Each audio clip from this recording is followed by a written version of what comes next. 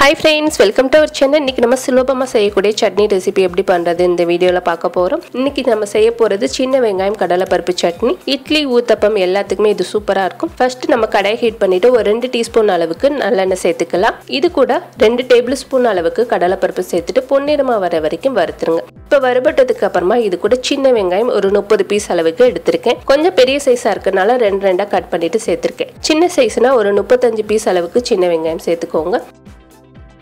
இது கூட ஒரு 4 பல் பூண்டு சேர்த்துக்கற போறோம். கொஞ்சம் பெரிய சைஸ் பூண்டா சேர்த்துக்கோங்க. சேர்த்ததுக்கு அப்புறமா ஒரே ஒரு மீடியம் சைஸ் தக்காளி சேர்த்துக்கலாம்.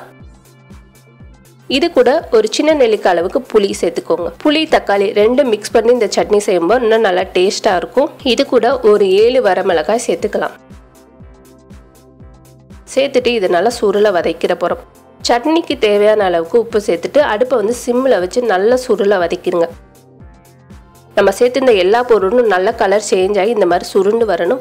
இந்த அளவுக்கு வதங்கினதுக்கு அப்புறமா ஆற வச்சு மிக்ஸி ஜார்ல சேர்த்துக்கலாம். சேர்த்துட்டு கொஞ்சமா தண்ணி ஊற்றி கொஞ்சம் கொரகொரப்பா இருக்கிற மாதிரி அரைச்சு எடுத்துக்கோங்க. இப்போ இந்த மாதிரி அரைச்சதுக்கு அப்புறமா தாளிக்கிறதுக்கு கடாயில 1 டேபிள் ஸ்பூன் நல்லெண்ணெய் சேர்த்துட்டு 1 டீஸ்பூன் கடுகு, ஒரு 3/4 டீஸ்பூன் அளவுக்கு உளுந்தம்பருப்பு, கொஞ்சமா கருவேப்பிலை, ஒரு 2 கொத்து அளவுக்கு கருவேப்பிலை சேர்த்துட்டு நம்ம சட்னியோட மிக்ஸ் பண்ணிடலாம்.